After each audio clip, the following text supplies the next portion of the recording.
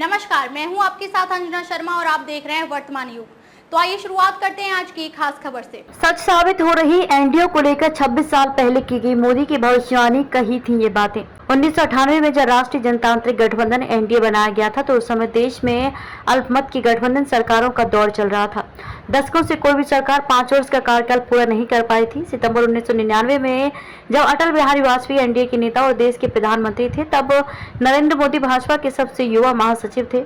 मोदी ने एनके सिंह को दिए गए एक साक्षात्कार में एनडीए को लेकर भविष्यवाणी करते हुए कहा था कि देश के राजनीतिक इतिहास में एनडीए सबसे सफल गठबंधन साबित होगा।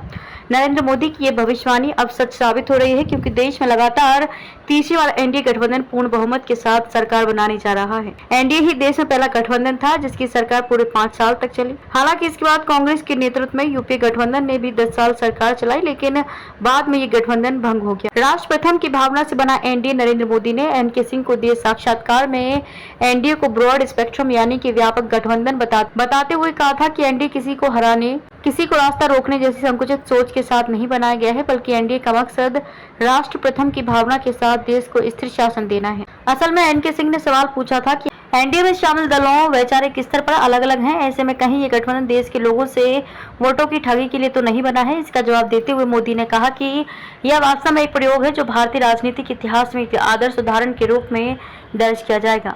राष्ट्रीय जनतांत्रिक गठबंधन एनडीए एक इंद्रधनुष की तरह है, जहां सभी 7 रंगों को एक साथ देखा जा सकता है कि इंद्रधनुष बना रहेगा और सूरज अटल बिहारी वाजपेयी की किरणों में और चमकेगा। दशकों पहले गठबंधन को लेकर नरेंद्र मोदी का ये नजरिया ये भी बताता है कि वे गठबंधन की सरकारों के कामकाज के तरीकों से वाकिफ हैं और असल में जब एनडीए बना था तो भाजपा के महासचिव के तौर पर वे गठबंधन सरकार के कामकाज को करीब से देख समझ रहे थे।